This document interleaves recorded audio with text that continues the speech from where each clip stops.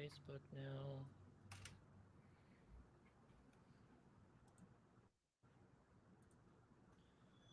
All right, that's shared.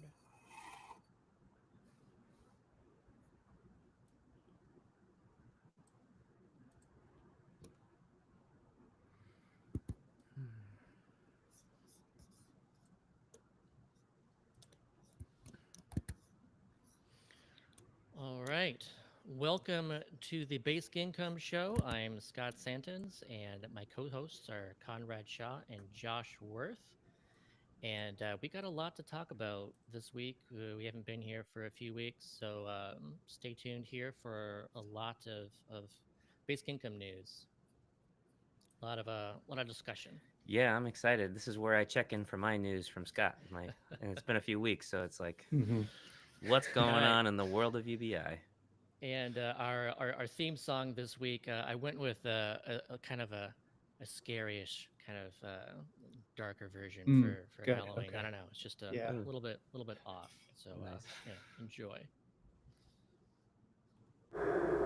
This intro music is AI generated. Love it or hate it, no one was compensated. One more artist wonders where their money will come from. One more example of the need for basic income.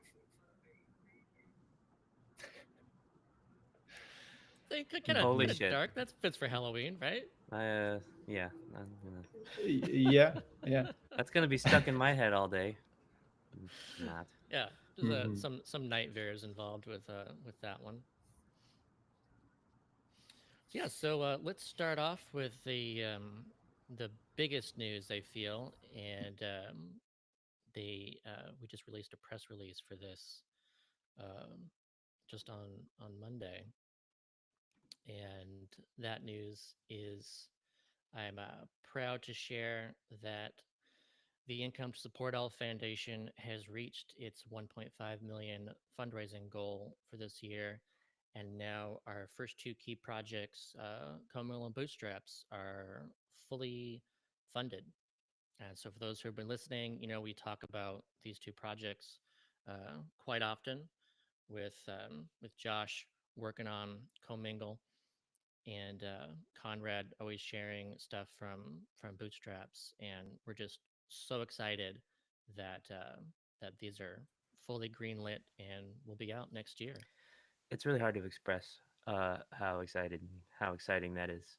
Um, yeah, we've been waiting for this news and building toward it for like Daya and I for 8 years on Bootstraps, and then Josh and I for over 4 years on Commingle. And from the beginning, we had this sort of absurdly idealistic vision of not compromising what we were doing, and that means no shareholders, no certain types of investments. And we've gotten it in totally charitably grant funded, and we're greenlit to the end, which is really important to understand. Is It's basically like a basic income for the foundation and the projects, which equals in one way to look at it is it's fuck you money, so we don't have to beg and plead and compromise what we're trying to do. We're going to be able to deliver it without ever um, catering to shareholders who want to maximize profit, or catering to networks who want it to be in a certain format and want to limit impact campaign work. um, we kind of get to set the terms because we didn't accept any money that had strings on it. um, and it might have been stupid to do that and idealistic, but after a long time it worked out. So I'm really excited for what we're going to bring next year. Yeah, we're really Yeah. going It's with really the nice if to you be build it, they working. will come mentality. Yeah. It's nice to be building it without that constant fear of like, are we going to run out of money? Is this suddenly going to fall apart as we're building it? So, yeah, having some kind of certainty, a guaranteed income is pretty important for the Yeah, project itself. Ken Yeah, Yang I mean, on the Twitter So yeah. chat says venture capital for by the people for venture capital for the people. That's kind of a fun way to look at it. Like, yeah, instead of shareholders, we have Mhm. stakeholders, and that's the and as we now that we have this funding, one of the things we've been sort of punting while we had to focus primarily on development, like bootstrapping development on Commingle, is putting together a legal framework that backs up what we've been wanting to do, um, which is restructure the company to stay mission aligned long term, to be built like whether it's a purpose trust or a cooperative, to really do the work to like set that up and put it in the bylaws that, yeah, this is not going to turn into someday like a medium for, you know, shoving ads in your face or doing anything but like focusing on public benefit and like what we can bring to the members and the general population. I just want to just kind of emphasize too how like bootstrap this is, you know, and it's just such a it's a great word to use considering the Bootstraps docuseries as well. But I mean, this is something that, you know, so many projects are you come up with all the money before you even start, and this has not been that way. I mean, both of these projects are these are important, and we just got to do what we can to get them going, and we just got to, like, you know, hope that we can actually get enough to finish it. So it's just been this constant just scratching, just constantly for the next bit, and never knowing what was going to happen, and just basically like trusting in people, which is just so part of the basic income ethos too, you know. And so it just feels so good for that, you know, trust to be rewarded, to actually have you know, to pull these off. Well, it's also very much like the entrepreneurial side of the argument for UBI is, you know, people have more risk tolerance. And Yeah. so, you know, Daya and I for the series and Josh and I for Commingle, you know, we have a certain amount of risk tolerance afforded to us by like whatever levels of privilege we have and the ability, like, you know, I always knew my family could back me up if everything really went badly, or I could always go back to a job with my engineering degree and like cobble it back together. A lot of people don't have that. So it was our ability to be sort of recklessly optimistic and ambitious that allowed us to build something that pretty much everyone when we were talking to early on, you know, didn't believe was possible, and said you should just do, you know, half as many people for half as long for the series all in one place, and Commingle should really try to fit this one little niche and take investment dollars because that's the way things get done.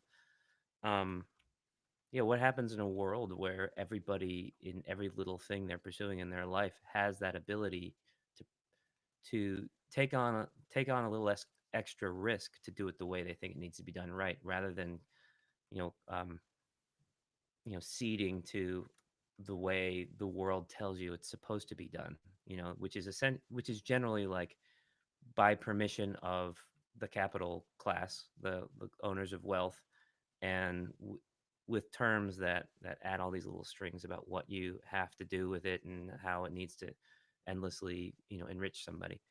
Um, so what does the economy in the world look like when everyone kind of has that fuck you money or that fuck yes money to whatever, to say no to a bad deal or to pursue a higher ideal? I think that's a good segue to this next thing that I wanted to talk about too, which is, you know, more recently the Nobel Prize winning the Nobel Prize winners came out, and three of them are supportive of basic income, uh, but I just think this chart is so like damning of this world that we live in, where, you know, we pretend it's a meritocracy, but, you know, when it comes to winning a Nobel Prize, like, these are the people that got like great starts in life. They have that some kind of, you know, cushion through their family. They have that risk tolerance. They have the access to capital.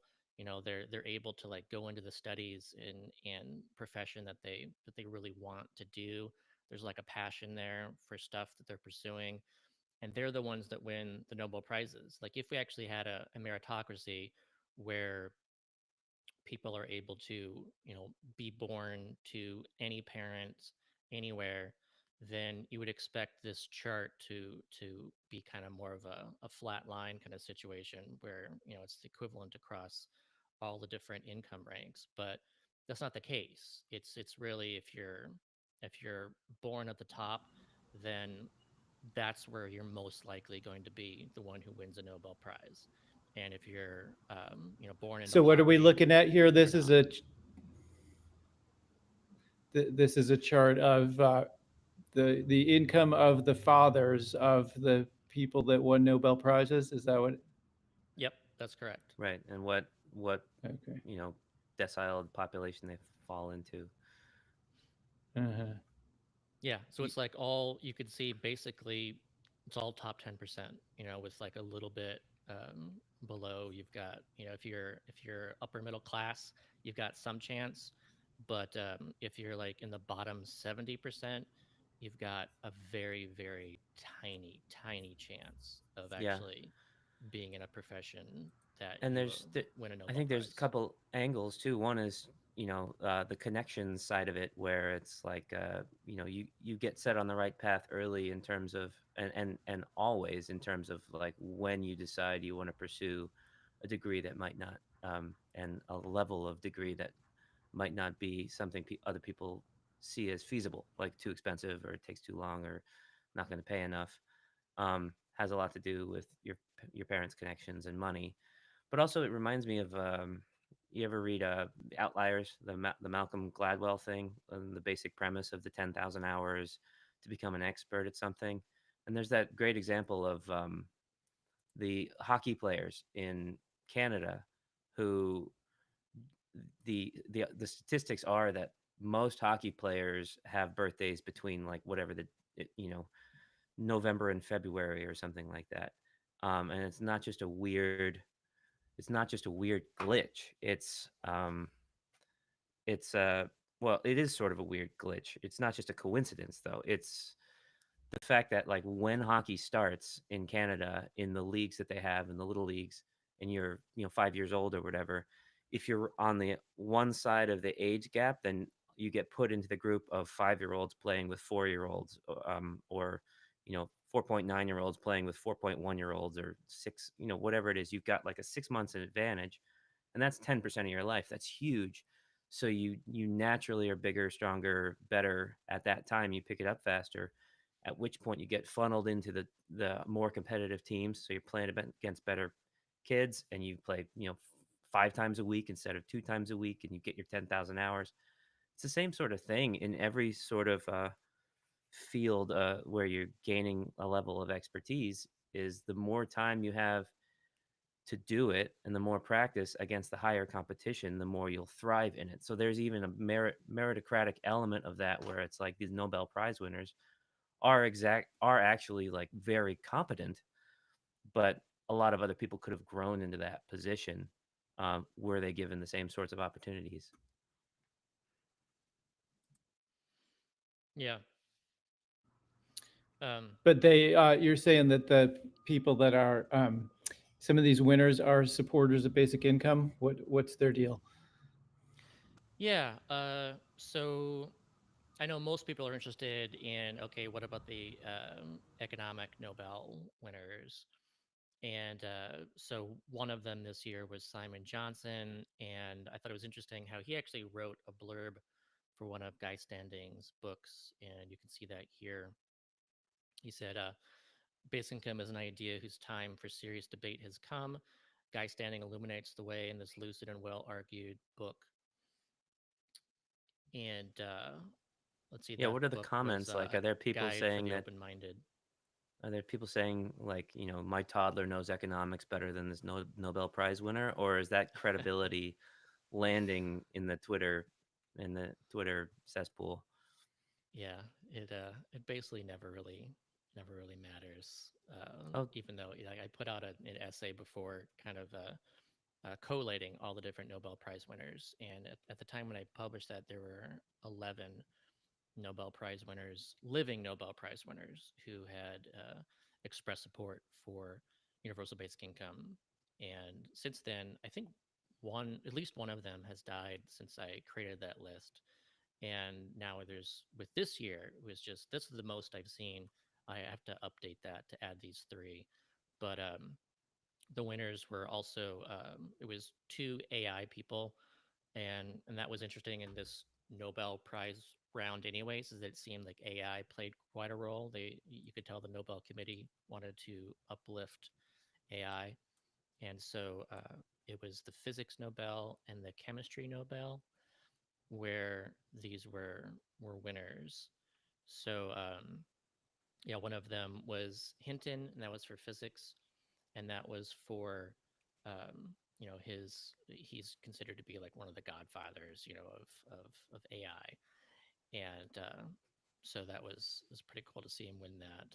And then kind of odd was chemistry Nobel too, and that went to I don't know exactly how to pronounce his name correctly, Demis Hassabis or Hassabi, um, and he's well known for his AI work too, and he has come out and said you know because of AI and the impacts, then we should be looking into basic income. I'll post like his exact quote when we do the edited version of this, Mm. but it's just interesting that you've got the people who are the most knowledgeable of AI, who are right at the forefront and doing this like this pioneering work in AI. They're the ones who are out there saying, "Look, this is going to be important." Yeah. And it gets so much attention, AI, as like the reason for basic income. But I mean, I'm glad to me, it's an accelerant to the reason it always existed, which is you need to unlock human potential and agency. And the more we're attached to the labor market at a time where it's, you know, failing us, the more necessary that is. But that doesn't mean it wasn't necessary before AI. There's a guy in the chat saying volume's too low. Is that something we can tweak up on our side? Um, or can he just turn up his volume maybe? I don't know.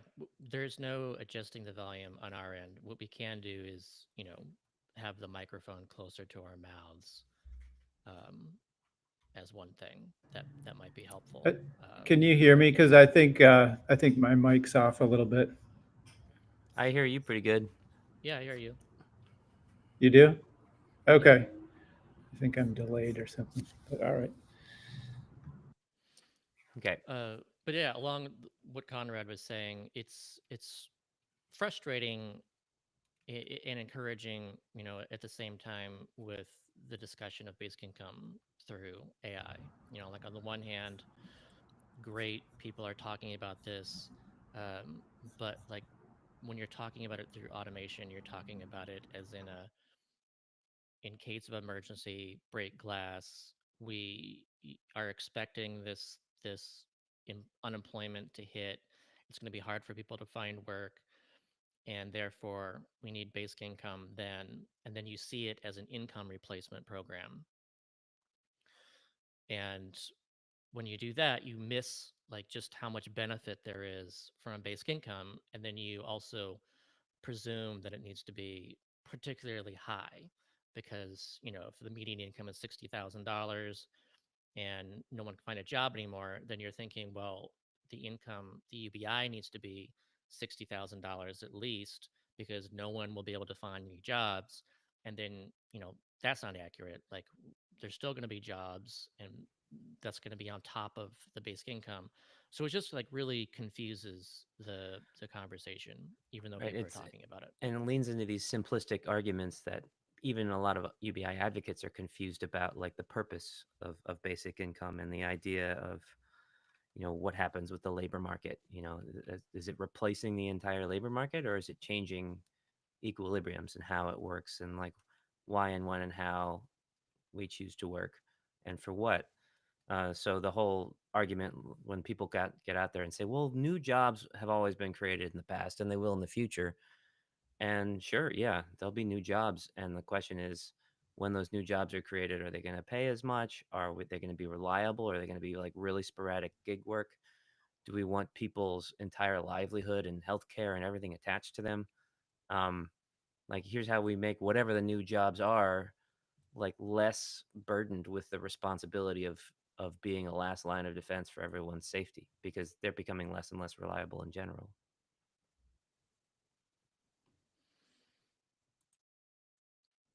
I guess let's talk next about what's going on in Oregon. I think would be good to cover too. And we've talked about this before, about the Oregon rebate. I think is still, there's a lot of people who don't know. So let's just cover this again, that there's a measure in Oregon that would basically do what Alaska's doing, but instead of oil funding this, that this would be a higher corporate tax on large corporations earning over $25 million a year, and this would be just a 3% tax. And because of this looking to tax large corporations, there is a ton of money from these large corporations going into fighting this proposal. This is, it's over $15 million that's been put into this by them on advertisements. I'm hearing that people are just inundated in Oregon with these ads against this measure in Oregon. Yeah, I've had people. Have you telling seen me- any of the ads? I haven't seen any of the ads. No. I've had friends in Oregon telling me about it and being like, "Oh, it seems like there's questions about how this would be paid for even like supporters of UBI that are worried about it, like the ads are being effective." Like, oh, a lot of them are pointing out sort of disingenuously these sort of attacks, that the tax will be passed on to the customer as like a higher cost, which is generally true. The businesses need to maintain some sort of profit margin, and if they're riding near it, then they need to pass on that that cost. But the way that works out in practice is the higher consumers are the higher spenders are the ones who aren't recouping or aren't paying back the how do I put this? The people who buy less stuff, the amount of extra costs in those taxes is far less than the amount of basic income that they're getting. And the only people who pay extra in taxes than the basic income they got are the people who spend a ton of money, which is exactly what you want, where the whole thing is essentially funded through a tax mechanism that that becomes progressive, and it helps out the people at the bottom of the spectrum and lets the people at the top of the spectrum pay into it. But they don't ever get into that detail. They just say things are going to cost more, period, and everyone's like, oh, that doesn't seem good. My expenses will go up. But if your expenses go up $200 and you get 1,600, then that's a good thing. One of the things that annoyed me that I found from multiple replies, like on Twitter and stuff, is progressives in Oregon saying that they support UBI in theory, but they don't like how this is universal and that they think it should be means tested. And I just, want to pull out my hair when I read stuff like this, where, you don't support UBI if you think that it shouldn't be universal. You don't get it.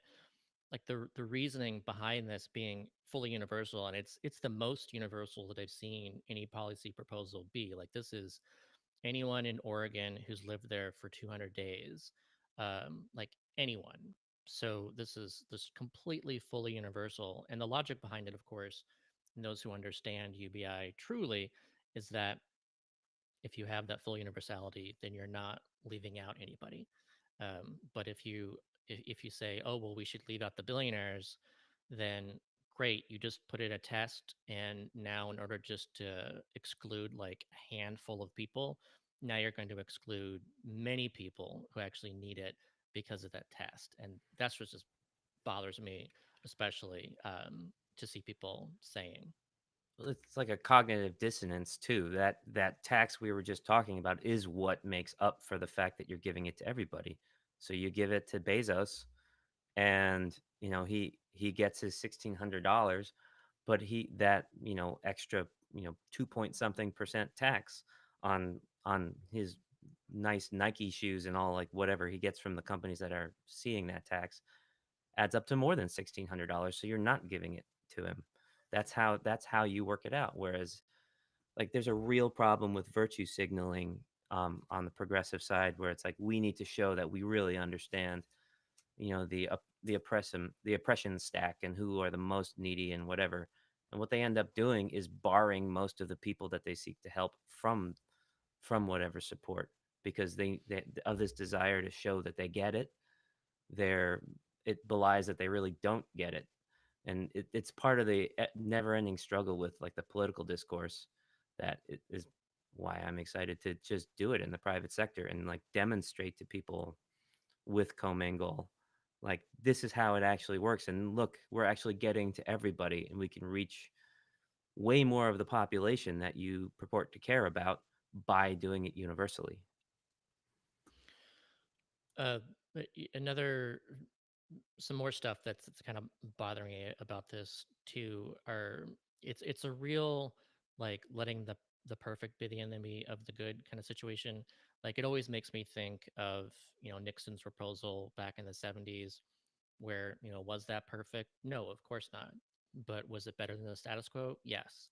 But it didn't happen, so we didn't see that improvement. And then so here, like people are saying, like one of the biggest attack vectors, and this is something that the corporations are really pushing, is that this is it uses a tax on gross receipts and not profit. And so what that there's a reason behind that. It's that which if you just are taxing profit, then you could have like $1 billion or $1 trillion corporation, that's paying virtually no tax because they're reporting like they have no profits. And this is like setting up some kind of mechanism where they're paying some like minimum amount of tax based on their revenue. And you can say that there's better ways of going about it than that, but that's also to say that there's no reason that this couldn't be passed and then could be improved upon. Like there could be other things that can be passed. This They could work with the legislature, to even improve the rollout of this when it's rolled out. It's just it's not like honest to say, okay, well,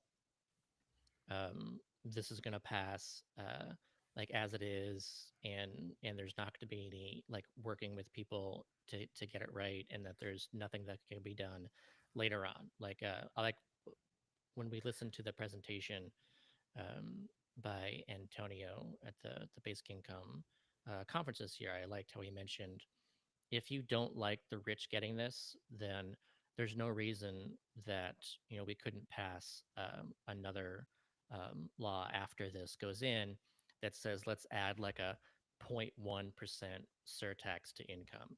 So that would be like nothing to most people, but it would equal more than $1,600 in additional tax for like the very top like 5% of income earners or whatever.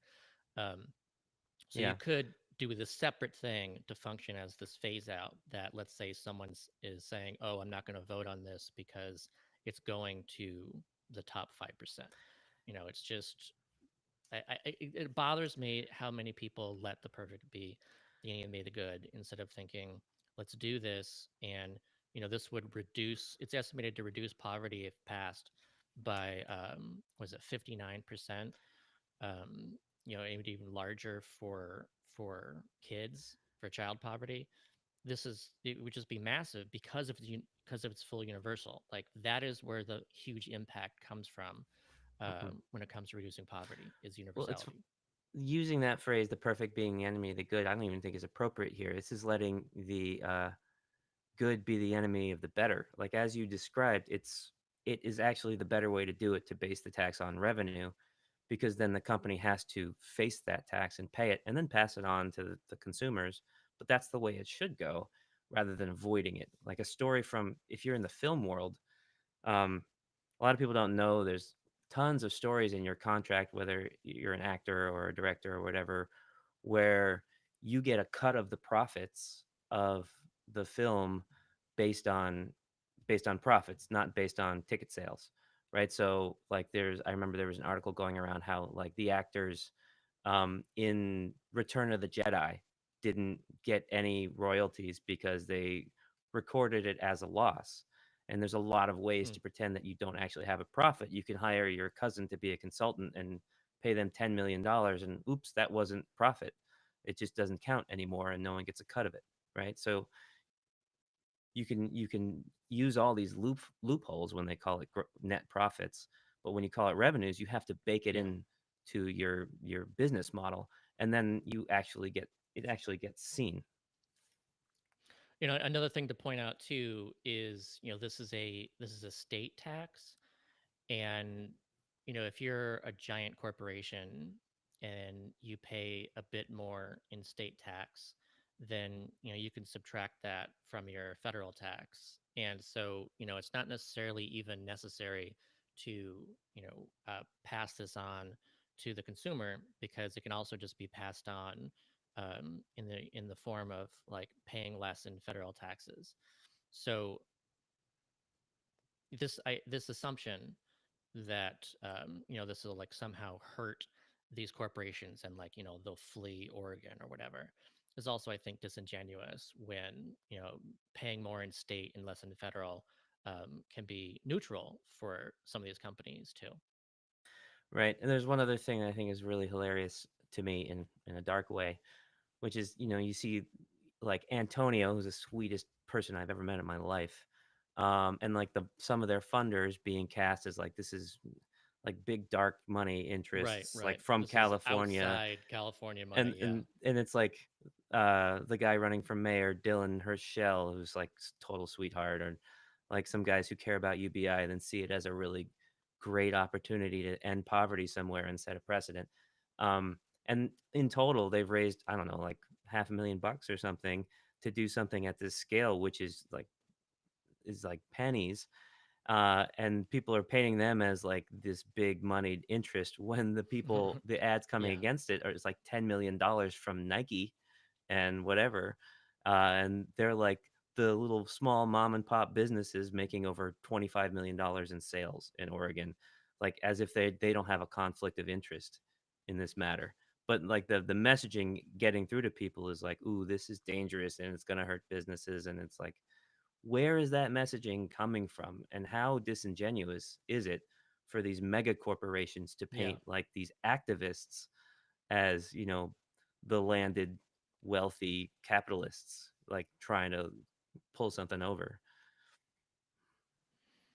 Yeah. That is Well, just to really give like the strange. benefit of the doubt just to like consider that idea, like, would you say that gas prices have gone up in Alaska because they have to pay their annual dividend to the citizens there? Like, seriously, like, Yeah. No.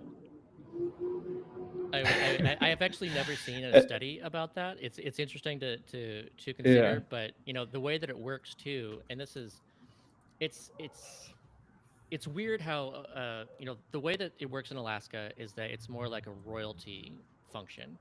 So Mhm. it's like in order to gain the right to drill, then some of this money from the revenue needs to go into the Alaska Permanent Fund. And so it's not technically a tax, it's a royalty kind of setup. um, but the fact remains that there's less money going to the oil companies, and of course then less money going to the oil company shareholders. And then so you could see this as like a tax on oil companies and oil company shareholders, even though it isn't. And sure, I don't know if that's somehow increasing um, the price of oil to some degree. Maybe it is slightly, but I don't know. But either way, it has all these positive impacts, and especially with reducing poverty in Alaska, and of course all these other things that we've talked about before that's result in Alaska too. Well, a better example is a carbon tax funded basic income, so Yeah. that you would directly see a little extra cost per gallon at the pump. You might see things that are made of plastic cost a little bit more, but people just say that and leave it at that and say, oh, it'll cost more, it's not worth it. But That's one of the things I analyzed in the UBI calculator was a basic income, national basic income based on a carbon tax. And there is a break even point with this, just like anything else, where um, it's like 75%, 77% in this model come out ahead, right? So you see an extra, um, 50 cents at the pump times however many gallons you're getting over the course of the year, but you also get an extra $1,000 that year. It more than overcomes it, um, because the people in the lower classes tend to consume less fossil fuels in general. Like once you start getting bigger houses and flying across country or internationally a few times, then you'll see enough extra price at the pump or the airplane tickets that you'll be funding this mechanism. But 75% of the population get more money in the basic income out of a carbon tax and dividend, than not. So Yeah, as I'm just as curious, like how can people actually fall for that line of thinking? Like you see something on the ballot that says you're going to get more money every year. Like the ballot is to give you money, but the focus is now turned to like, but it's going to tax the corporations that I love so much, and then my shoes will cost more now. But and somehow that works. Like that is convincing people that Right. yeah, it's a reason to not vote for it. It's very strange. I think there's some devil it's there, right? Like I've learned to basically live and survive in the paradigm as it is. Now you're talking about changing something in a way that raises questions that I'm not sure about because I haven't seen it before. Might as well just stick to trying to win the game that I'm trying to win. And I think that works less and less as more people fall out of the middle class into poverty. And the question forever is like, when are we suffering enough that either we fix something or we all kill each other? Uh, or is it a frog in the pot of boiling water situation?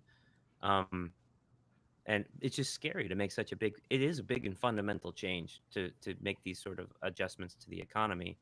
So I sort of understand people like being sensitive to these arguments, and it's a shame that these arguments are so lean into it so disingenuously, just to sort of imply that this will collapse the economy because they'll cost more money for these things without really actually being honest about the numbers. Well, what's funny and frustrating about this too is like if you were to go up to 100 people in Oregon on the street and ask them if they support higher taxes on the biggest corporations, then I bet like 9 out of 10 people would say yes. Like it's really popular uh, to ask people, should we tax the rich? Should we tax big corporations? And what's so fascinating to me is that despite that being the case, when it really comes down to it, it's amazing how much money these big corporations and the rich can like put into influencing people. And then they will swear up and down that they haven't been influenced. They just happen to dislike the details of this. So like there is no asterisk when you get asked about do you support like taxes on the biggest corporations, but then there kind of is, where people are, when it comes down to it, they're like, apparently, well, I don't support it being done in this way or this way or this way, but I would support this way. And Right. then it's a matter of finding consensus to some amount, and that's really hard to find consensus. So when it comes to like any kind of even basic income poll, if you ask people if they support it, a lot of people do. But then as soon as you start asking for details and then say, well, do you support a basic income done this way or this way or this way, then you see those reductions in Well, you support. also it just highlights just how powerful money and politics Yeah. can be in swaying opinions. Like people think they really consider all this ins and outs, but what they're considering is from what they've seen. So if 99% of what they're seeing is the argument in one way, they're going to be swayed, because you know very few people have the time to deep dive into an issue the way we do as like a full-time job. So if everything that they're being told is one thing, that's generally going to be more or less what they believe. So following up this the Oregon bill, I think it's hilarious and also frustrating to see what's going on in Ontario too. So that's the next thing I want to talk about. For those who don't know, Doug Ford became premier of Ontario years ago. And when he did, he canceled the basic income pilot that was meant to be it was meant to be a 3-year pilot, and it was in multiple sites, and one of them was even a saturation site. So this was essentially everyone in the town of Hamilton, who was in poverty, would have been lifted out of poverty for 3 years. And prior to that election, he was asked directly about the basic income pilot, and if he would cancel it because people were worried about that. And he said, no, I'm not going to cancel the pilot. Like, I believe in science and evidence, and I think that we should let this play out and see what happens. And then he wins the election, and he was asked again, like, okay, so now you won, are you going to let this pilot finish? And he said, look, of course I'm going to let it play out. And then like a few weeks or a month later or something, he announces that he's canceling the pilot. So he went in there, and then the excuse for canceling the pilot too was that it was too expensive. It was $150 million pilot, and they'd already spent $50 million, and they would have spent another $100 million. So his logic was, we're saving $100 million, and like a job is the best form of basic income. It was like what they were talking about back then, and how like free money would hurt people. And so now here we are, and there's expected to be an election soon, and he is saying, "Oh, I think that we should send everybody a $200 rebate check, fully universal. It's going to everyone in Ontario, and it just happens to be, he wants people to get money right before the election. Clearly, there's reasoning behind this of thinking, I want people to look and see that I provided them with $200, and it's the blatant, like, just hypocrisy of this is just astounding. And this is $3 billion too, so he's going to spend $3 billion on this rebate check, and he canceled the basic income pilot to save $100 million. Yeah, yeah, not a fan. Is he? So he's up for re-election soon. Do they know if he's gonna? Is he expected to win? I haven't seen any polling about his potentially winning or not. But I do expect that when he does this, so he'll get a boost from it. It does make a difference. Like it was really smart of Trump to put his name on the stimulus checks. I believe it was Obama just mentioned recently in a like a rally speech that he did. He was talking about how people really like the stimulus check, and how Trump isn't the one who passed that, Congress did, and he just put his name on it. And that when Biden also did the same thing with stimulus checks, he didn't put his name on it. And then when Obama did a similar thing during the crisis, the economic crisis in his administration, um, he actually didn't send a stimulus check. He did like a payroll tax reduction, which was kind of invisible. And like he's even the logic there was, he even said there during the speech, was that they just wanted to do the right thing. They didn't care about taking credit, and that's not smart. The smart thing to do is actually what Trump did and take credit for it. And so if Doug Ford, he's clearly doing this, he wants to take credit for it. He's saying, I am the one doing this. It's smart politics. It does get you a boost. Enjoy your Ford bucks. Yeah. I think that's a big part of how a UBI should be designed too, because it's sort of human nature. Um, especially in such a busy world, when things get easier for you, you get accustomed to it, and you start thinking, oh yeah, and you forget how crappy it was before. So if a UBI was set up so everyone was getting a certain amount of money, but it was set up to just look like a reduction in their taxes, you don't notice it so much. Like a little less of my paycheck is getting taken. Whereas if you get a separate check, a separate line item in your bank ledger once a month or once a week or whatever, that this is the money that dropped in for your basic income, it is very visible, sends a very clear message, and they can still be aware of like, oh, my taxes went up a little bit, and see how much it went up and see how it compares, but but not miss the fact entirely that they are now getting this support. Yeah. Um, so the next thing I wanted to cover was, and this is actually we're just kind of talking about this too with the polling, so this seems appropriate to cover next. This was polling in the UK done about support for universal basic income there, and kind of the headline from this poll is that 46% of those asked this support UBI, and that's opposed to 33% of those who oppose it.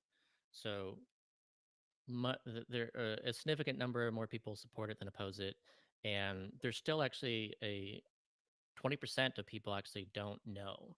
So that's there's that kind of just tells me that there's just still so much that people don't know about it, and also maybe those are also honest people who kind of are like, well, it depends.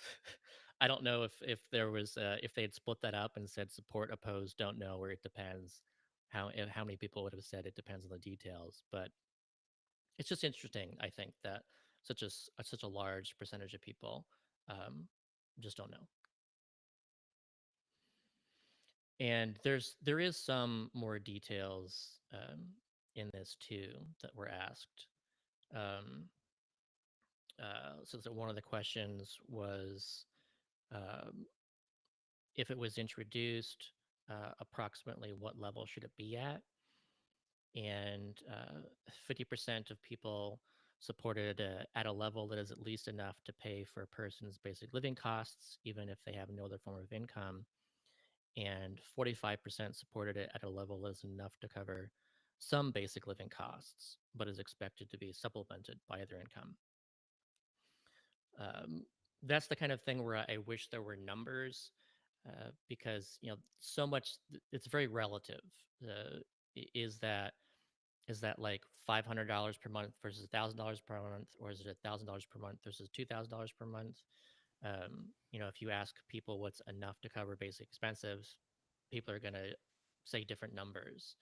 So I don't really know how much that says about like optimal number for maximum support, but at least conceptually speaking, people seem to support the idea of let's say a poverty level amount, like eliminating poverty versus partially eliminating poverty, I guess.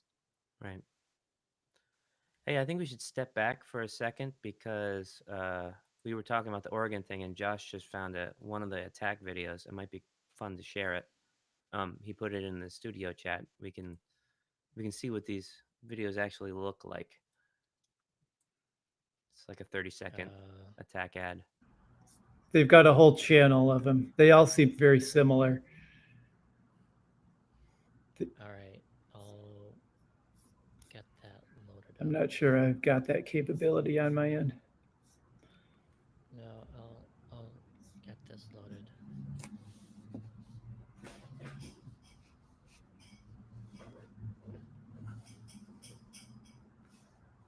And through editing magic, the eventual video will look seamless. All this will go That's right. away. Yeah.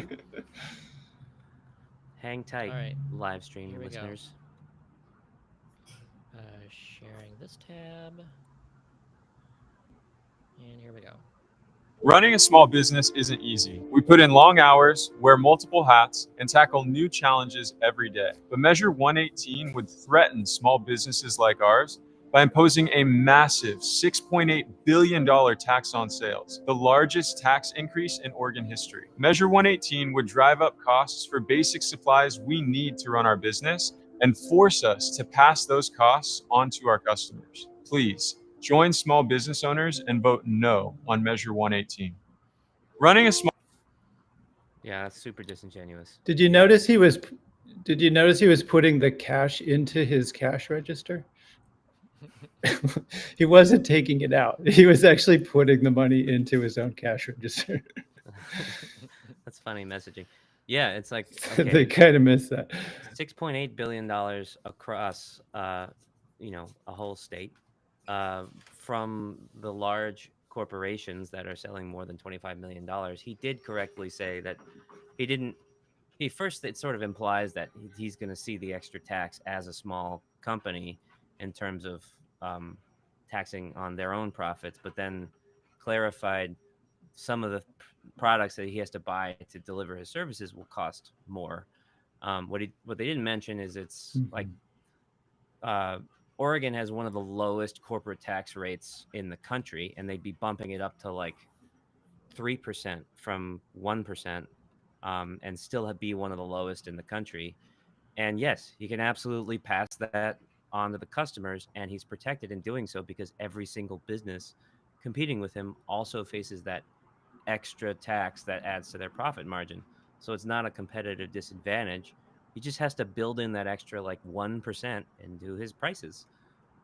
So he's not actually affected by They that. also don't.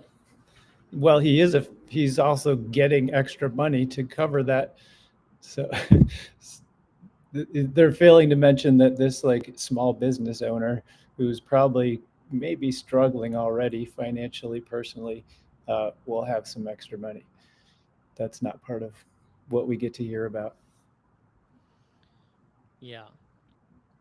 It's also not mentioning that there could be an impact where you're kind of subsidizing small businesses. You know, what you like, you're making them more competitive. Like if you make the larger companies less competitive by taxing them or whatever, and they have to raise their prices, small businesses don't. And so, like, that could actually help with people deciding that it makes more sense to shop locally at these like smaller businesses. Like, so to have like a small business owner say that they are going to be hurt by this is also like disingenuous in regards to the possible like impacts of them getting more shoppers, not only because you know the shoppers have more money, but because it kind of makes sense for them to go to the places that aren't raising their prices. Right. Yep. Maybe we should try to get Antonio back on after the smoke is cleared, and we can have a recap Yeah, of everything he learned, post-election episode. or a nursing of wounds and planning for the future sort of discussion. All right, so I did want to go back just to some more from the polling. I think is good to know. You know, there ask some other questions too. Um,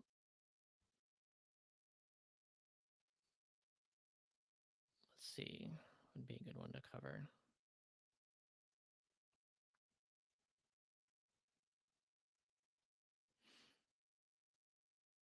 Like, I think it's less interesting to ask people what they think about the impact on work will be. Where like, who cares what people think? It's really, you know, do they support it or not? But I guess here's a one that actually matters, I think, which is um, so do you think that the UK could afford universal basic income? And so only 23% said they could that the country can afford it, and 56% said the country can't afford it, and then 21% said they don't know. So that's, you know, makes sense with the other 20% saying they don't know if they like it or not. But there's quite a difference to have like majority or plurality of people saying they support it, but that they think that it's unaffordable. Yeah, it's a big issue with the messaging in general going out. And I It's guess also just kind of a normal tendency to like whenever something sounds good, you're like, yeah, but we can't afford that. You know, it's yeah, it would be nice, but we'll never be able to afford that. That's just ridiculous. It's a very British sounding thing, you know. yeah, Oh, that and the must be too context in much the money. UK There's too. no way. They're like on the verge of austerity. There, you know, like the new Mhm. the what the Labor Party, I think is what it is. There came in, and they're like, gotta tighten that belt. You know, we just don't have any money. Gonna have to do less. Mhm. Right. Hey, quick side question for the chat live stream. Do I fiddled with a setting? Do I sound clearer now? Am I louder? Anyway, they can answer in the chat.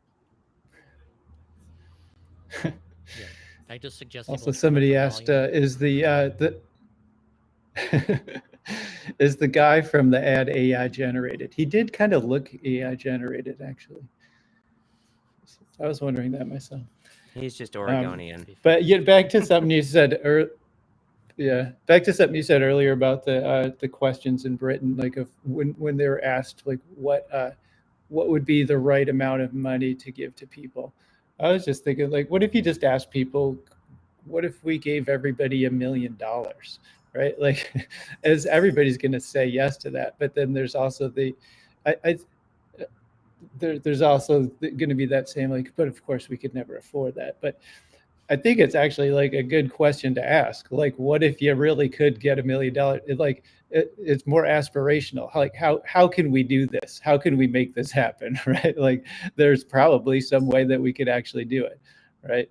And just to like get the gears rolling as to like more of, even if it is a fantasy, it at least kind of like it raises the question like, oh, actually, could we do that? You know, it's even if it is like a science fiction kind of thing, like, you know, it's sort of like making Well, the George, aspiration higher than what's achievable. So that's what that's a I good way to segue to what's happening in Guyana okay. recently, which was All right. the new president comes in and has announced that a fully universal $200,000 cash grant to every household there, that works out to about $1,000 USD. Um, it's also not the first time that Guyana has done this. They did this during COVID too. It was a fully universal cash payment.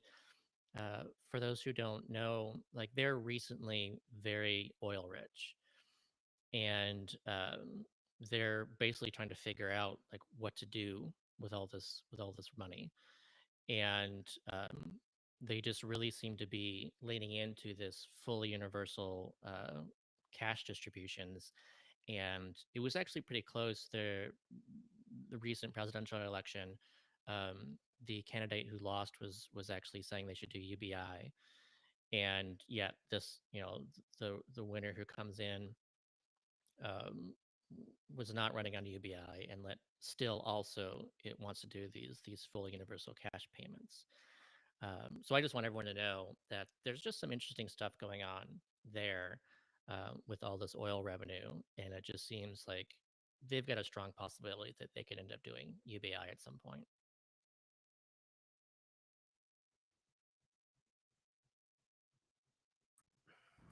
That's fun. Is there info about how this proposal is being received? Um, I haven't looked at that popularity of stuff of this, but again, it's so much easier when you're dealing in a situation where um, you're not like taxing people, and instead it's seen like the Alaska dividend as being this is like extra wealth, and what should we do with it? Who does the wealth belong to? Should only a few people get rich off this wealth? Should everybody? And you know, clearly they're thinking, well, we should give this to everyone. And I always am impressed when something is fully universal. So it's good to see that happening there.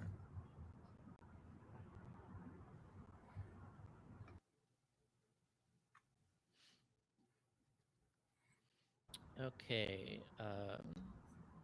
Another one. There's more news. Yeah, there's lots of news to get through. Gotta find it all. Um, okay, so let's actually do let's do this one. So this is Germany's voting on a big universal basic income experiment. Um, what's interesting so much about this one is that this is via referendum. So, whereas like in Oregon, this was a signature initiative where they got enough signatures, and now Oregon is voting on this program. In Germany, they're voting on this pilot experiment in Hamburg, and so besides the fact that that's interesting, that this is the people deciding to do this big pilot, um, it's actually like it's big. It would be a 3-year pilot, and it would be larger than the open research pilot by Sam Altman.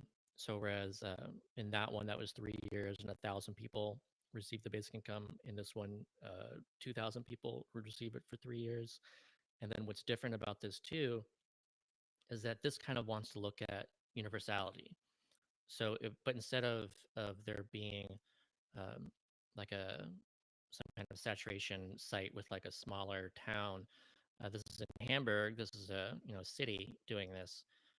But what they would do is actually they would select whole streets, like basically neighborhoods, and everyone in that area would get this basic income, and then they would compare like similar areas. So you would have like one whole street getting this, and then they would find like a similar street that didn't get it, and you could compare these differences. So you wouldn't capture like this kind of macroeconomic effect where it's like like a whole city or town or something gets this money, and therefore there's a lot more spending, and then that kind of stimulates the economy to the point where there's a lot more businesses and stuff. Like it's not that kind of universal pilot experiment.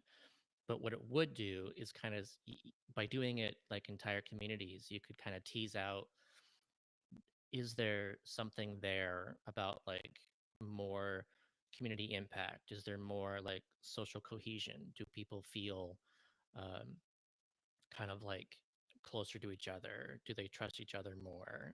What kind of impacts are there when the entire neighborhood gets it versus, one or two people or something in that neighborhood? Right. I guess there's a little bit of a macro at the street level or the neighborhood level where you could A little bit. kind of look at like how many more people are, repainting their house and putting in gardens and like just like the general hygiene of the neighborhood. Uh, but Yeah, yeah, or like maybe there's like, a local grocery store. So there's like a store that the entire neighborhood goes to, and they would clearly, that I would expect that that business would get a boost.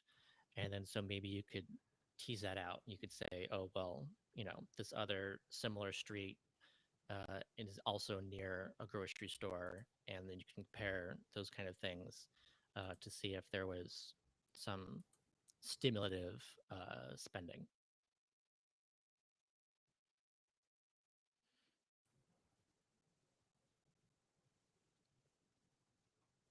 Yeah, I just like how there's this kind of referendum kind of setup, um, where like in Switzerland they did this, and it was going to be a permanent UBI, and that failed. And then here, instead of also going for like a full program like in Switzerland or Oregon, they're just saying we really just want to test this, and we want to like do kind of a pioneering experiment, like something different, instead of just doing the same thing. Like that's one of the things I don't like about all the stuff we're doing in the US is a lot of these pilot experiments are very similar. Instead of trying to do something new and try to explore something new. So I like how this is unique. I haven't seen anything like this before. can we clarify one? You said you made a difference between you implied a difference between a signature initiative and a referendum. And I'm wondering what the difference is, because I thought the signature initiative was to get the Oregon rebate on the referendum. Is it Um, is Oregon rebate not referendum, or is a referendum something that is like generated from within the government to put in front of the people, whereas a signature initiative comes from activists? no, both initiatives and referendums are signature driven. And I don't remember exactly what separates both of these things. To me, in my head, they're essentially the same thing, but I know that there is some minor difference. Um, like, I don't know. It would just be guessing at this point what it is. I don't know enough to know the differences between the two, but they're basically the same.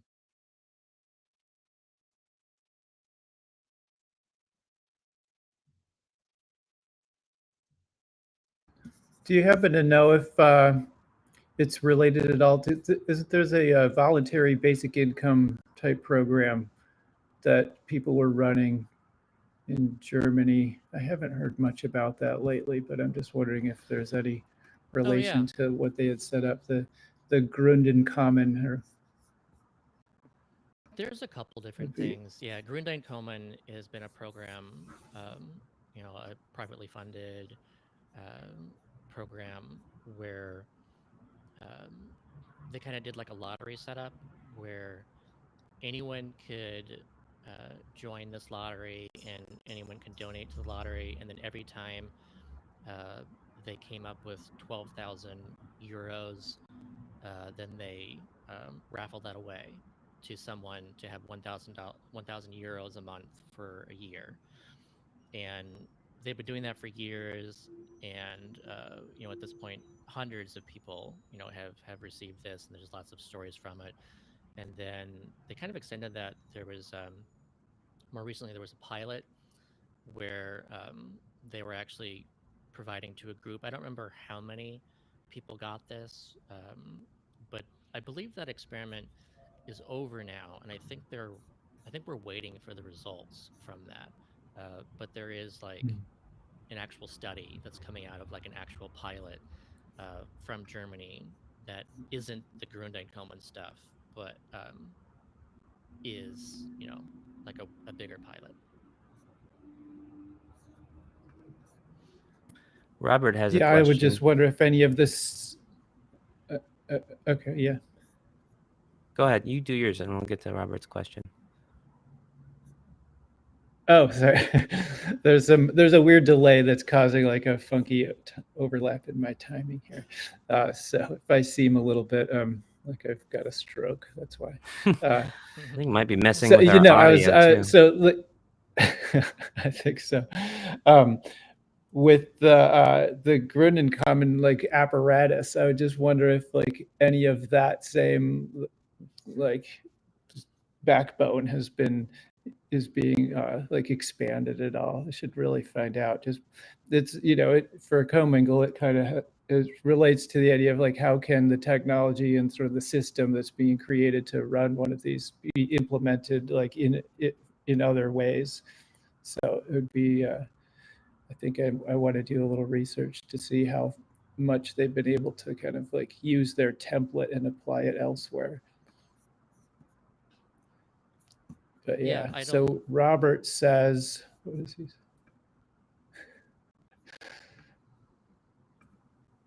What does he say?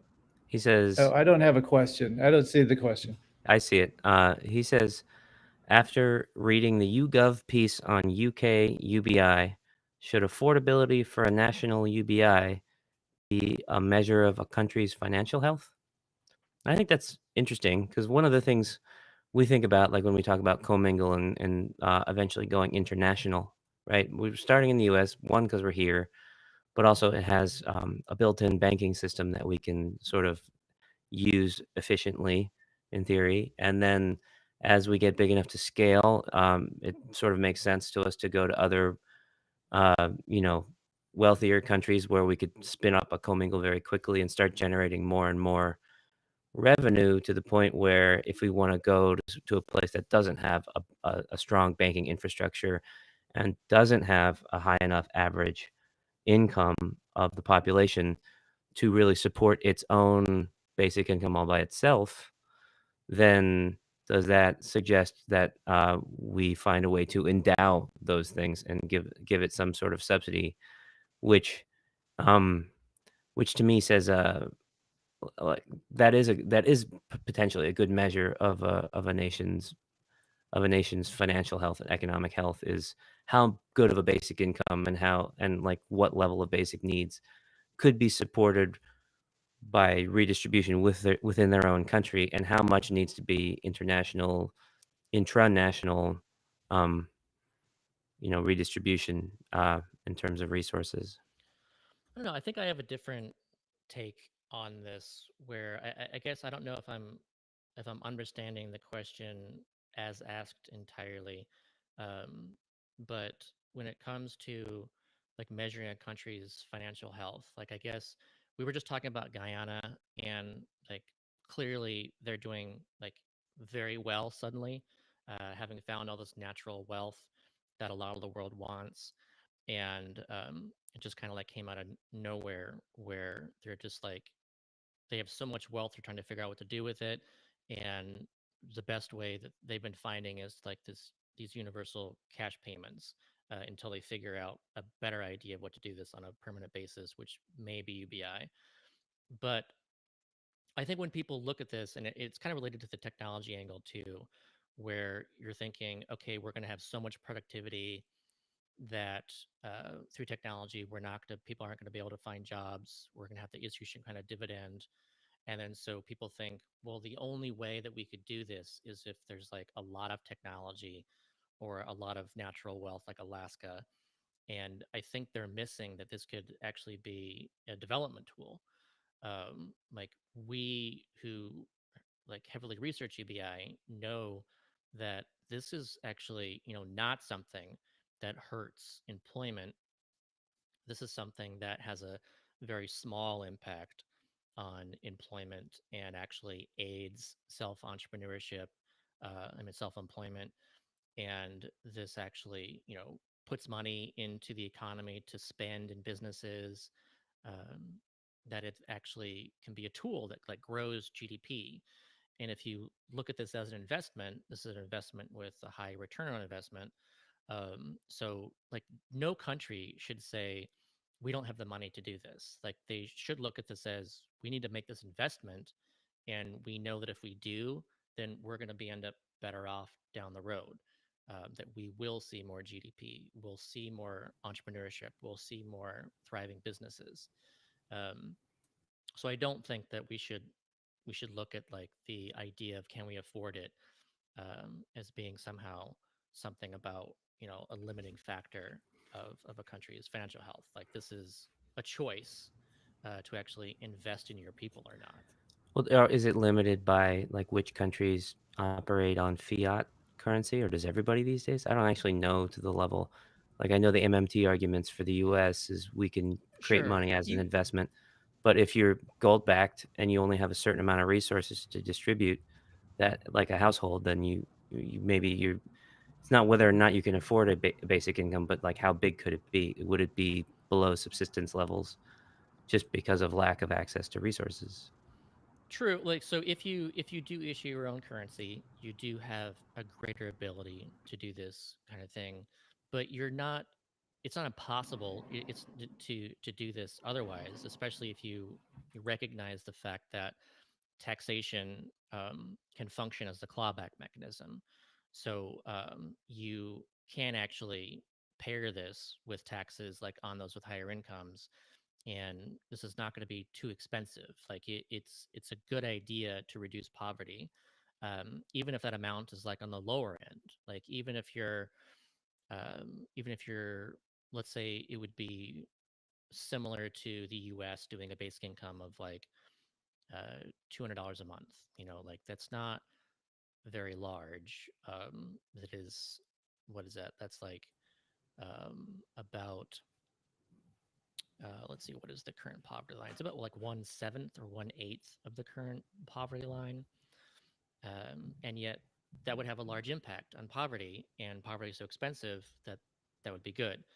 So like in South Africa, I guess is another thing where they've got what is it? The unemployment rate is around 30% right now, and they're looking at making this basic income grant, which would start off going only to the unemployed, but by actually uplifting those people and actually enabling them to spend in the economy, you know, that's actually good for economic growth. Like it's not bad for economic growth. So you know, even though it's expensive, and even though there's so much unemployment, it should not be seen as something like, oh, we can't do this because we have so many people unemployed. It's the reverse. You want to employ people, and so you've got to create a floor of some kind, however small. Right. I think a thing to keep in mind is not whether or not countries can afford UBI, but how how how big of a UBI can be afforded. Like at any level, it's arguably worth it, I think, by the math and the efficiencies of it. But if currency that we're redistributing or distributing in some way is ultimately just a marker for access to resources, and it's a country that's resource poor, there's going to be a hard limit on how I guess fulfilling or survivable a basic income can be in a place that's like in the middle of the desert with no oil reserves or whatever, to lean on, right? And in those cases, it seems like to have um, the sort of North Star idea of of a basic income being enough to like live and be safe to a certain degree. Um, it might require international subsidy for places that are either resource poor or so far behind on economic development that um, they need to get sort of a kickstart. Yeah. Sure. Or I you can think also I'm do this in seeing a little bit phases. what Scott is, yeah, like what Scott I think is saying, at least to me, is that like that just the question of affordability is kind of like it's not, it doesn't really, it's based on this idea that there's money scarcity, right? That we just don't have enough, so we can't do it, right? Whereas this money isn't like when you're collecting, it's not like baseball cards or like you know some sort of collector's item where like the less of it you have, the more valuable it is, right? Like the dollar is a container of value. It is not in itself valuable, right? Like I think there's like a disconnect there where you think because there's not enough circulating around, like that it's all the value of it is based on how much is circulating around, which I think is not really that accurate. Like it's the value of it is based on like a million other things, right? Uh, so it just kind of it's a really interesting question, a way of thinking of it. Like is the amount that you can afford to give the people that live in a country an indicator of how rich you are, right? Like it's saying like your family is rich because your kids get a big allowance, right? But maybe you're actually just a family that gives your kids a big allowance because your kids are working hard, right? Like it's not because I don't know. I think it goes back to like how they're trying to frame the arguments against the Oregon rebate, that it's like we just can't afford it, right? It's just too much. And I think there's the sort of the type of thinking that Scott's doing is very much like about tearing apart that idea, at least in my head. Yeah. And I think too that, when it comes to this, like, let's say kind of scarcity logic of saying, okay, we only have this amount of tax revenue to use. Um, and if you're thinking about it that way, and maybe it would be particularly low amount to go a basic income for everyone, that even though I still think that you should, what you could do too is do, like a universal child allowance. Like that's the first thing you do because that's the highest ROI thing you can do. Just because of, we see study after study has these very large multipliers for lifting children out of poverty. So, that again should be seen as this development tool. Like you should never look at a child allowance as being too expensive. Like we can't come up with the money for it because that ROI is massive. You're talking about like 10 to Right. 1. Because you have to multiply the benefits of bringing someone out of poverty by the amount of time that they have left to live and be members of society. So if you take someone who's 50 and getting ready for retirement and lift them out of poverty, it's a great thing to do and it's worth it. But if you take someone who's 5 and prevent Yeah. them from going into foster care systems and being in poverty forever, that's an entire lifespan of engagement with society, whether it's how much they're working or how much crime is they're falling into or whatever. All the costs compound just like all the benefits compound. So you take one. I think about with bootstraps, we take a lot where we look at how it affected someone who was in that situation of nearing retirement, and it's basically like shore yourself up, get a little bit safe so that you're not going to get hurt. Whereas for like a 5-year-old kid, it was like get off on the right track, just like the people in the outliers we were talking about, so that you have a much better chance of becoming a Nobel Prize winner and enormous contributors to society over the course of your life. Uh, the next thing, and this ties in too with even a lot of what we've been talking about as well. Uh, but first of all, I want to provide some context too, so people know about this. People, I want people to know about the Marika program. And again, so the Marika is located in Brazil, and they too are like this wealthier area, thanks to having this natural resource wealth. And what they did is create a local currency called the Mambaka. And you can see here, like they created this currency in 2013, and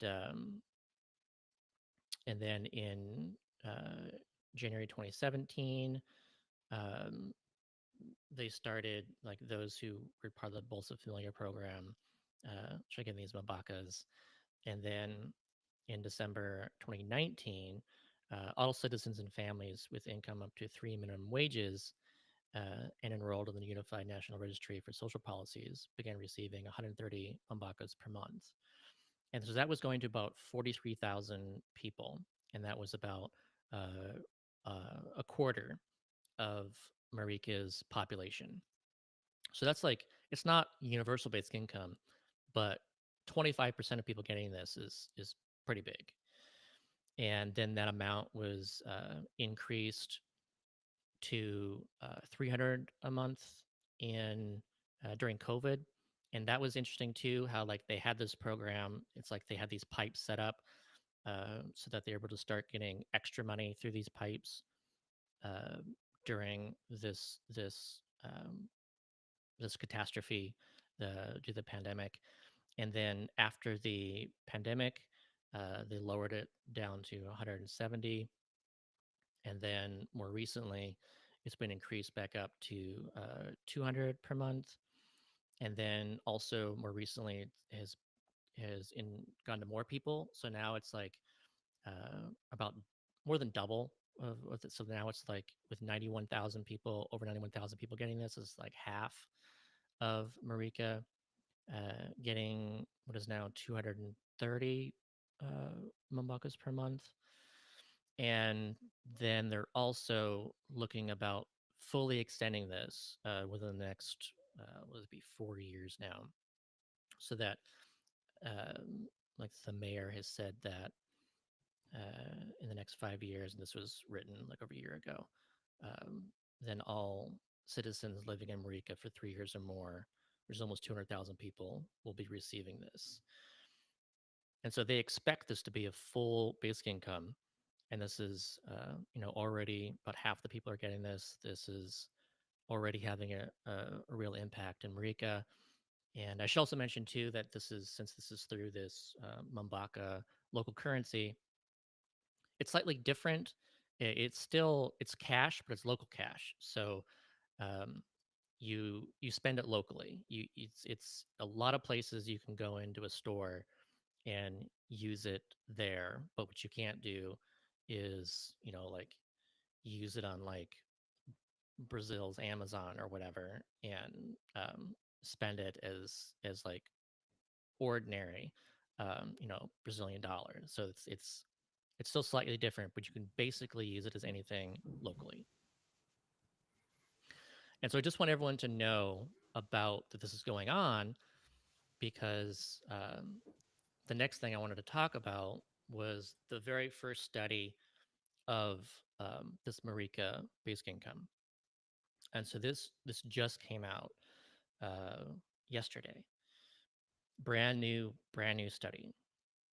And I'm already seeing some misinformation about it, and I expect to see more about it. So I wanted to make sure that we get out ahead of this and talk about like what the study actually found and what's even being said about it, so people know.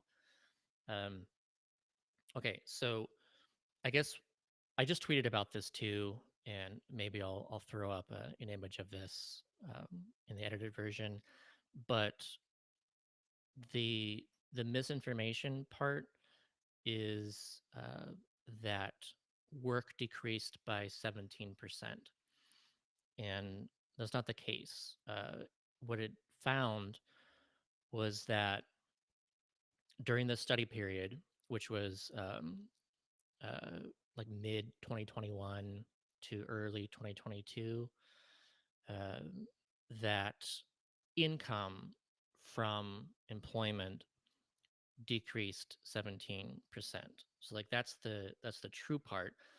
But labor hours did not decrease by that much. Labor hours decreased on average overall by 1 hour per week, which was not statistically significant. So again, this is like, it's similar to the open research pilot, which found also around that amount. It was a little bit over 1 hour per week, and that worked out to 15 minutes per workday.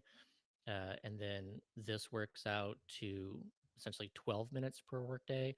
But this was not a statistically significant finding, even with, 40,000 people receiving this. So this is a very large permanent program with a statistically insignificant impact on hours worked.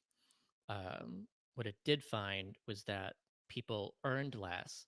And I think that is really interesting from the pandemic perspective, because it seems like the most likely explanation is that people started working jobs that paid less. And during the pandemic, that makes a lot of sense because, in the beginning of the study period in 2021, this was right when the biggest impacts were happening in Brazil. So it made like the most sense to avoid putting yourself in a situation where you could be exposed to COVID. So I think what people did is they used their basic income to find jobs that were safer for them. And even though those jobs paid less, but people chose to work those jobs because they were safer.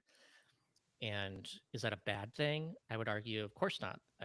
That's not a bad thing, because their income still increased overall, and you still had this economic impact where people had more money to spend. But that actually saved, I don't know how much it saved, but it definitely resulted in fewer people ending up in the hospital, most likely, which saved money for the Brazilian healthcare system. So one thing I can hear is the responses coming from people, anti-UBI people, when you hear something like this, and I'm thinking of the ones on the left who like to often say, if we have a basic income, we'll basically just be subsidizing Walmart to pay even worse wages, and this could be interpreted in that way to be like, see, now companies could pay like more abusive non-living wages because the government was subsidizing it. Um, and what would you say to that? I feel like there's a lot of like, well, what were these companies that we'd have to know, and what were these jobs, and why were they chosen? But I can see that being the immediate pushback to that sort of argument. Yeah, I think that so there's there's an argument to be made that, let's say, when you look at Walmart and you look at how many people working at Walmart uh, are receiving SNAP benefits, and like how messed up that is, how Walmart should actually pay more. But there's no incentive for Walmart to pay more because you only get SNAP benefits if you're in poverty, if you're, beneath this line, and Walmart knows that. So why should they? The difference is with basic income, you don't lose that income ever. You have that before the job. So you actually have the power to say, I'm not going to work at Walmart. And if you have that power to not work at Walmart, then you can actually only work at Walmart if you get paid more. So we want there to be that impact. Like, it's a good thing if people are choosing not to work at jobs that they don't want because those jobs should pay more. And the only way for those jobs to pay more is if they get that signal. Right. So I feel like the argument I always have is like it depends on the nature of the job. I would imagine some jobs that are less desirable will have to pay more. Like who's going to clean the Yeah. toilets? The people you pay enough. Who's going to um, be a daycare worker or something that they find really fulfilling, like a good example, or like who's going to do community theater, like a lot more people because now they have the time and they just truly enjoy it. Um, so I wish or I hope at some point there's like because it's always like what is the nature of the job when you Yeah. give people the ability to say no to it, you also give the people the ability to say yes to it. So in this case, and when they're just saying here's a broad overall average economic outcome in terms of the number of hours worked less or the number of dollars earned less, it's like, well, what is the actual nature of the jobs people are moving into? Are they doing more like volunteering and passion-based and just generally fulfilling jobs, or are they working like at abusive companies that pay less, which I don't expect, but it's not seemingly addressed yet. Yeah. I just think that's such like it is such a powerful component of basic income that I like to summarize as the freedom, the power to say no and the freedom to say yes, where you you want jobs that people don't want to pay more, and you want jobs that people love to be something that more people can say yes to. And so I don't consider it a bad thing at all. Like, if let's say right now the logic is teachers don't get paid enough, and that's true. We should pay teachers more, and it's so hard to actually do that because, like, teacher salaries are limited by, let's say, state revenue and budgets and stuff, and it's so hard to raise taxes to pay teachers more. um, like, it's very challenging. And so let's say the only way, the kind of maximum, let's say it's like $30,000 somewhere for a teacher, and that's just too low. So people who want to be a teacher, they're out there and they're choosing between this $30,000 teacher job that they really want and like this $50,000 job doing something else that they don't really want, but they would rather have $50,000. And so if suddenly a basic income of $15,000 now means that they can choose to work and have a total income of $45,000 as a teacher, and they could do that. And So, so someone can look at that and go, well, that's messed up because, we should pay teachers more. And the argument is still true that, you should want to pay teachers more. But also, you don't want teachers saying no because they can't afford to do it. And so if you make it more affordable, then that is a good thing where you can actually have more teachers. You're subsidizing being a teacher, and right. that's what we want. And you're reducing the premium people who do that really valuable work of teaching have to pay uh, in order to do work that is fulfilling. Like part of your payment as a teacher is the knowledge that you're changing lives and helping the world, whereas you don't get that as like a middle manager for a call center that does spam. So people who work those jobs generally have to get paid a whole lot more because they know they work bullshit jobs in general. Yeah, it's interesting. I mean, I would love to know the data so that I could just say to someone, "Look, this wasn't like the local local you know use abusive like chain chain store seeing that people were getting money and then reducing their pay uh, equally because now they could. This was people going to different jobs. They wanted more that just happened to pay less, but they were now able to do that. And no one really has a leg to stand on in terms of arguing that until we actually know the nature of the jobs people had and moved to. Yeah. In this study, there was no, like, the researchers didn't have actual data to determine this. It makes the most sense. They're not able to they weren't able to see, okay, they were in this job and now they're in this job, um, and then like having that detail. They didn't have that. But just the fact that incomes went down from employment, and this was during the pandemic, like, I think that's the best explanation of how that occurred, and that's like what they think, that they wrote in the study, that they makes the most sense. Right. And I Maybe agree. maybe when we're doing research like with Commingle or maybe just in general people doing research in pilots that are like studying the macro like job movement type stuff, like an easy metric to pair it with is sort of the David Graeber bullshit jobs metric, where it's like we can measure, yes, how many hours people are working, how much people are getting paid per hour, but also measure how many people think their job is bullshit. Like if we compare like the idea of people making less but also feeling better about the work that they're doing, then it shows that they've made a choice for higher value, like inherent value employment rather than higher financial reward employment, and that has been enabled, right? Yeah, So like that's a that great would be an easy metric for people to question to be use. like, do you like your job more? And track that. Yeah.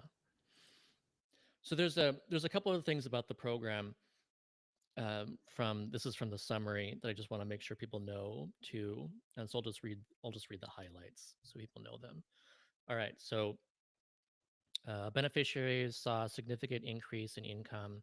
Recipient households showed a 9% increase in household income relative to non-recipient households. Consumption did not increase on a per capita level, but rose by 5% at the household level, indicating recipients used some of the increase in income towards consumption. So I'll read the next thing first. There is a displacement of other income through the transfers. The study finds a reduction of $79 USD of household income when the transfer is not taken into account, driven by reductions in labor income. This suggests that the transfer allowed households to change jobs or stay home, particularly during the pandemic. So that's the stuff we talked about. But I just wanted to emphasize again that overall incomes went up. Even though incomes went down for employment, overall incomes went up. And that's just, I saw the same thing with the Oprah research study where people, were saying, oh, it didn't work um, because, incomes went down. And it's like, well, again, incomes overall went up. Like, you were actually able to reduce poverty directly with this very small impact on employment. And if you were to look at that and say it didn't work, like, I don't understand, because you did what it was meant to accomplish successfully. It Right. increased incomes. If you did a basic income pilot and incomes went down with the basic income included, that would actually be making people poorer, and that would be something to really question. Like, that would be, to me, a failure to some degree, to show that you attempted to raise people's incomes directly and you actually reduced them. Like, but we've never seen that. That's not what happens. Yeah.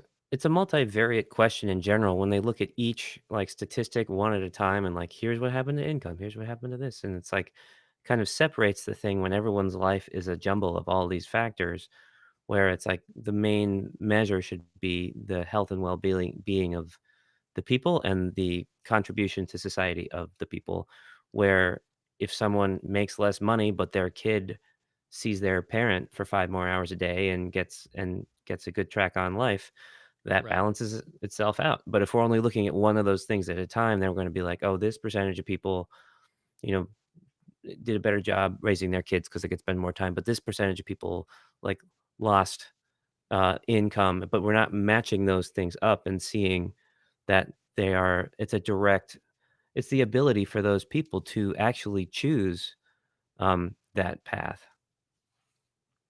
Yeah, and along those lines, so here are more.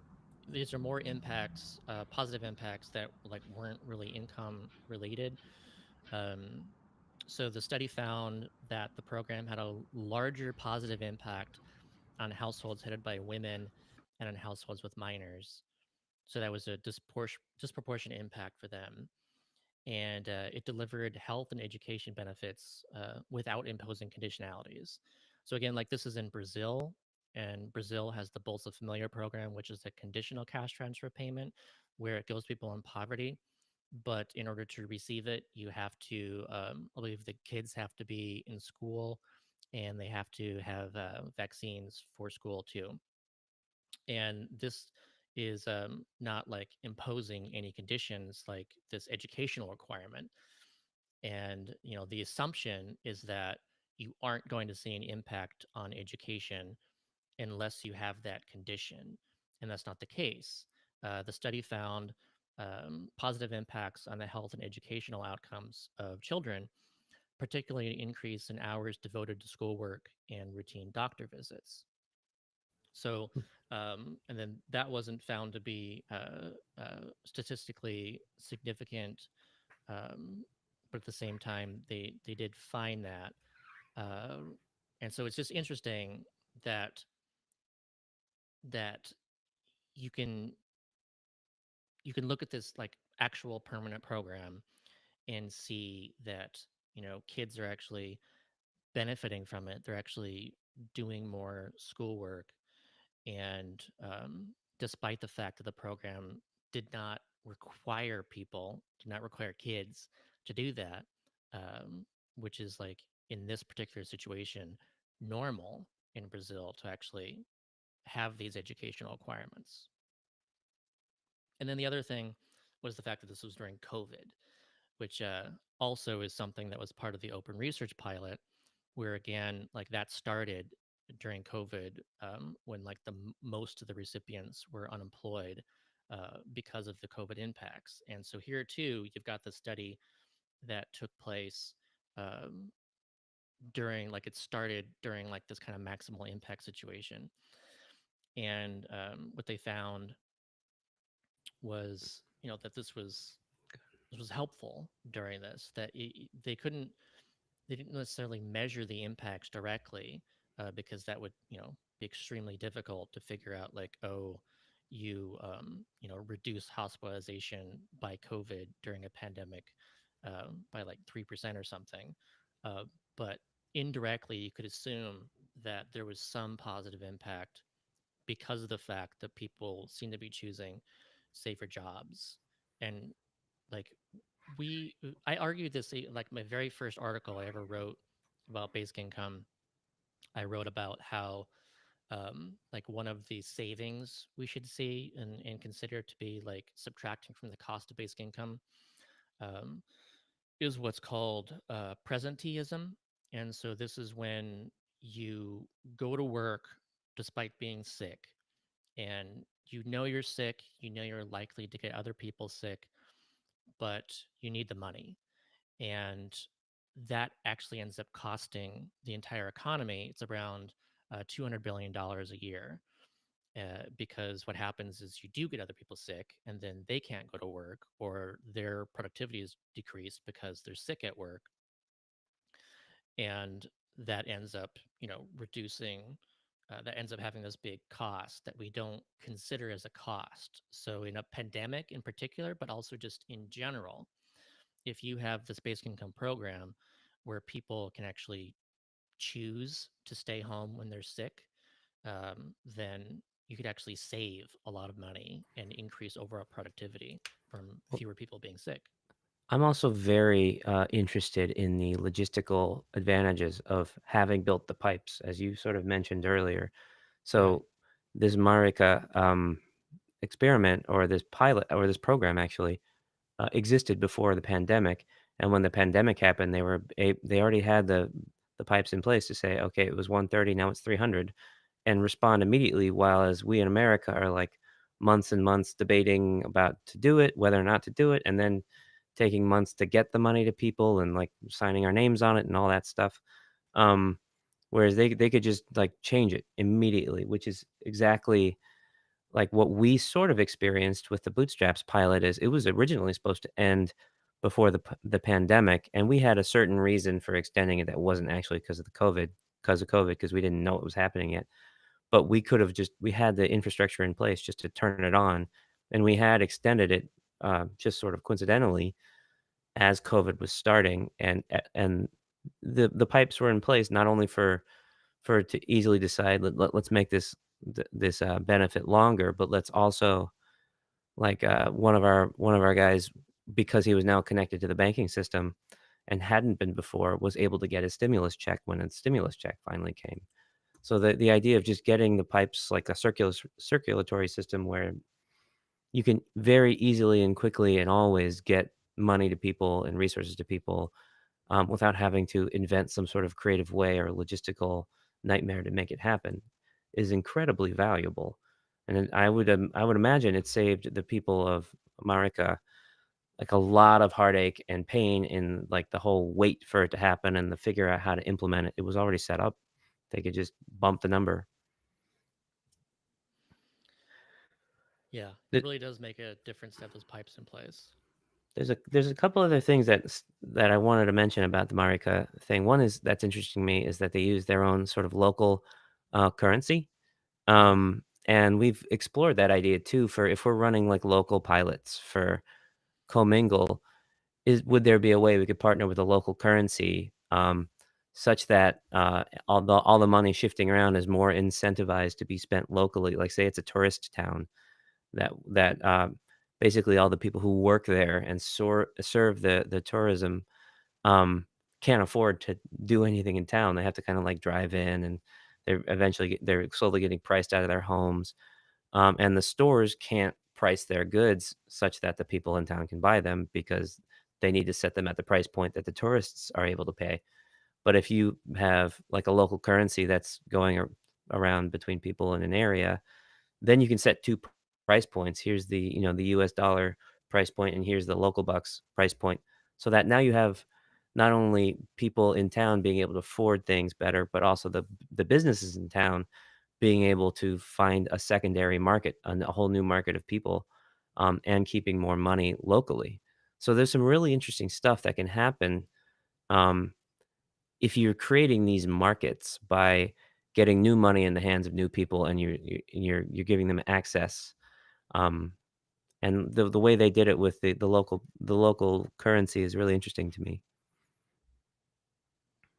Yeah, I would love to see more implementations of local currency for basic income programs and pilots for sure. hmm And then the one other thing that really strikes me about this is you said they started, when was it, like 2016 or 2017 or a long time Oh, ago? when did um The Bolsa Familia start.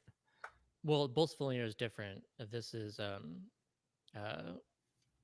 started going like through Bolsa Familia, but it's not the Mm. Bolsa Familia program. This is the I can't remember what's called without looking. The Oh, Marika, like it's the equivalent of basic income, in um, was it like lab or so yeah, one of the things I want to know, like people look at all these different metrics and try to decide, like, oh, people work less or more, or here's these statistics about whether or not we think it's a good thing to do. And in order to like really have a full understanding of what I'm about to ask, I would need to know like how their politics works, like how they decide um, in what direction they're going to go with the program. But the fact that you walked us through this whole progression of like 2017, they bumped it to that. 2018, they bumped it to that. 2020, they bumped it here. 2021, they brought it down a little. The idea that, but they're expanding it to everyone within the next 3 years. That watching this progression of a program that keeps getting doubled down on and amped up sort of indicates something very powerful, which is that the people of Marika like it and they want it to keep going and they want it to keep growing. Right? That seemingly should be the number one indicator of whether or not a program is working, unless you're in a situation where it's just like some dictator is handing down policy and everyone hates it. But that doesn't seem like what's happening. It seems like what they're doing is working, and us trying to like come up with our own metrics for whether or not it's working, without considering like, well, why do they keep continuing it? Why do they keep growing the program year after year? Yeah, we should mention too that the overall context of Brazil is also special in that I think still a lot of people don't know that Brazil is actually the first country to have passed a basic income law. And they passed this in 2004, and it's just the small print is that it's up to the president to implement universally. Um, so he started with the Bolsa Familiar program, which is this targeted payment. But from the very beginning, it was meant to expand and provide a basic income to everyone in Brazil. But it just hasn't happened yet. And so even when the most recent president came in, they did um, some like rejiggering of the language around like what they're wanting to do. Uh, that seems like more positive towards like, yes, we actually do want to do this, but like the legislation exists and they actually can do that. So in that context, you've got this like local implementation of what the rest of the country has already decided to do, and they're actually doing what the rest of the country said that they should be doing. And so from that perspective, like I love how they're setting this example at the local level and saying, let's live up to the law that we passed and actually do this because it does work. And every time we expand it, it has more and more like positive impacts and not these negative impacts that people are afraid of. Which is super encouraging for what we're trying to do with Commingle, in terms of like the whole premise is if it works, it's like if you build it and then if it works, sort of a model, like we're really just kind of putting, taking the leap of faith and seeing, do people come? Does it work? Can we show demonstrable impact? And then if so, does that grow it and grow it and grow it in the way it keeps seemingly growing in Marika? And or in the way it never is, it's unassailable to have their version of UBI in Alaska. Like if we get this going, will it sort of have its own built-in resilience because people are happy about how it works? So yeah, it's really good to see some sort of ongoing growth and some sort of permanence in similar models, because we're sort of banking on that with what we're trying. And yeah, so one more thing I wanted to cover before we go is there's actually another pilot study. So like there's more evidence to discuss, and this is from the Democratic Republic of the Congo. And this study just came out a couple weeks ago. So again, this is a pretty new study too. And uh, here I'll go over to the link to this. This was actually another example of full universality. So this was an entire village there received this. Every adult got the equivalent of $20 per month, and every child got the equivalent of $10 per month USD. And what they found to have to go over like each of these kind of different things separately. But let's see, after 2 years, substantial changes were observed in the UBI village for several key factors, including housing, health, and diet variety compared to the control village. The findings suggest that the intervention has positively affected socioeconomic conditions of the UBI recipients uh, in a village located, and this was in an artisanal mining zone. Let's see. Effects on socioeconomic well-being. So this was looking at like judging uh, people's improvements based on housing. We know like it's common to judge like how a household is doing based on its like type of roof and walls and stuff. And study confirmed that there was a significant increase in households living in a house with metal roofs in the UBI village, and several of the the UBI village people invest in batteries and solar panels too. I thought that was pretty cool to see. I always like it when we find that there's like investing in green energy and stuff in these villages. Um, it contributed to diet quality improvement. So in the UBI village, fish became a larger daily component of their diet. And the data was less conclusive regarding effects on job variety and entrepreneurship, um, showing it there was a decrease in the number of artisanal miners in this like artisanal mining village, and an increase in those who'd taken up jobs other than mining or farming.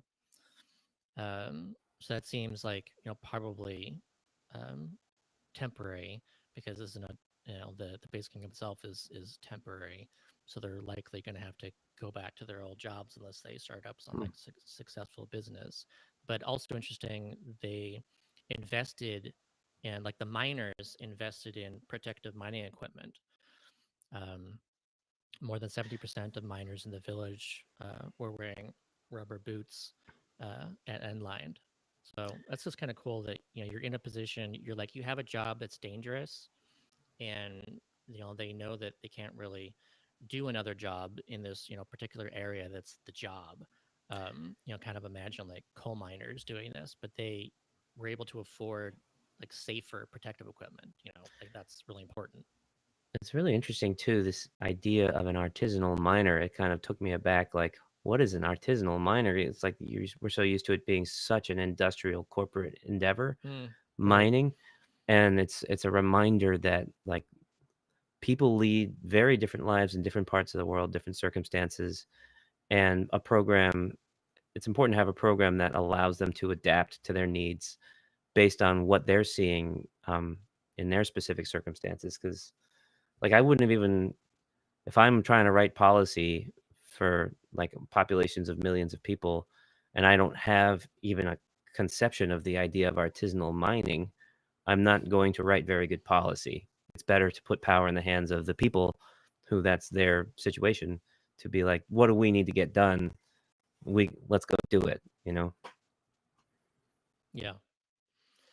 And I'll end with the health impact. So the number of respondents feeling healthy or very healthy increased substantially in the UBI village to reach 83%, contrary to the control village, which was 53%.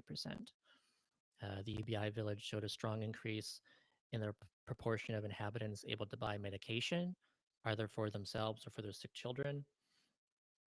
And everybody should consider these figures caution because of the small number of people confirmed having been sick. So that this is a village, and there's a few people getting sick, but I think that's fascinating. Right. That if you were to like ask people if they're healthy or very healthy, there was a 30 percentage point difference between the UBI village and the control village. And again, this is so limited to the here and now sort of data that they're reaping during the course of this, whatever it was, 2 year or whatever 2 trial. years, yeah. But you mentioned children and health, and I immediately think that kid's entire life is going to be very different. And so some of the meteor data and outcomes and impact will be, if you go back to the same population in 30 years and compare it to a control population in 30 years, what do the differences look like then? Like how many knock-on changes like led to rising tide effects and compounding of I was talking to someone before, both misfortune and fortune compound, right? The poorer you are, the more hurdles and obstacles you have, and you kind of get sucked in it. And the more sort of power you gain in terms of resources and access, the more you can amplify it. And it's even written directly into our economic systems, where you get charged interest for having debt and you get given interest for having money. It's just all of these things compound. So you take someone who's a kid and you start them down a healthier, happier path, especially in a family that's less stressed out. That changes their entire future. Yeah. really sets them off on the right footing, which is what's lacking for so many people. Right. Well, we've reached the end of this episode of the Basic Income Show. You know, thank you everyone for listening live. This will probably be up next week, probably on Monday or Tuesday. And if you enjoyed, if you're watching this, the edited version, have enjoyed it, please give it a like and comment, give some kind of question or something in the replies. Please share it with others if you enjoyed it too. Subscribe to the channel on YouTube. For those watching this live, this is available on Twitch and Facebook and YouTube and Twitter. So be aware that those are all options to watch this live. And Do they need to smash the like buttons, or can they just click them? Like, I'm used to being told to smash the like button. Like, does it work the same either way? Please smash. Yes. Yeah, I haven't read Smash any preferred. studies about the difference in pressure applied to the buttons. Ah! They are pressure All right. sensitive. Yeah. All right. And See yeah, you it's guys. Halloween tomorrow. Happy Halloween. If you're watching this later, it's too late for that, but I hope you enjoyed a happy Halloween. And yeah, see you next time. Bye, everybody. All right. Till next time.